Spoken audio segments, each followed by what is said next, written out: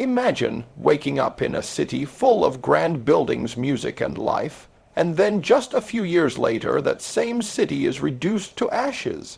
No streets, no homes, just silence and rubble. This isn't fiction, this is Berlin.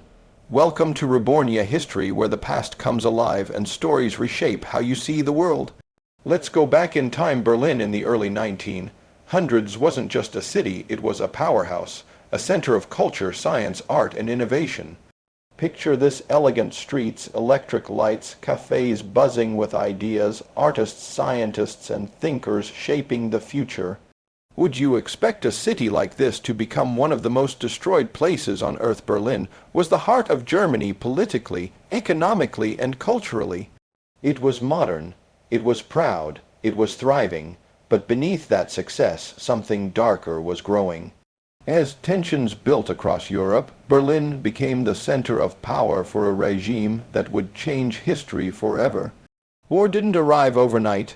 It crept in slowly through speeches, fear, and control. And then World War II began. Everything changed. Now imagine this: sirens echo through the night, families rushing into underground shelters. The sky filled with planes. Then bombs fall, buildings collapse, fires spread. Berlin became a battlefield from the sky.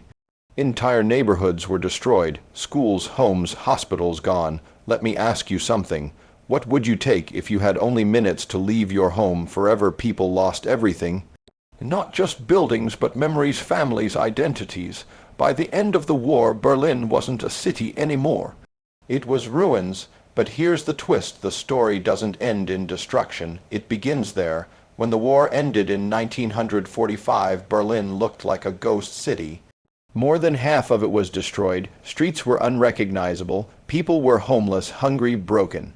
But something incredible happened. Instead of giving up, people started rebuilding, brick by brick, street by street. Women, known as rubble women, cleared debris with their bare hands. Think about that for a moment. Would you have the strength to rebuild your entire life from nothing? But just as Berlin began to recover, it was split into two. East Berlin and West Berlin, one city, two completely different worlds, families separated, walls built. Freedom restricted. The famous Berlin Wall became a symbol not just of division but of struggle. Berlin's story isn't just about war. It's about resilience. It's proof that even after total destruction, a city and its people can rise again.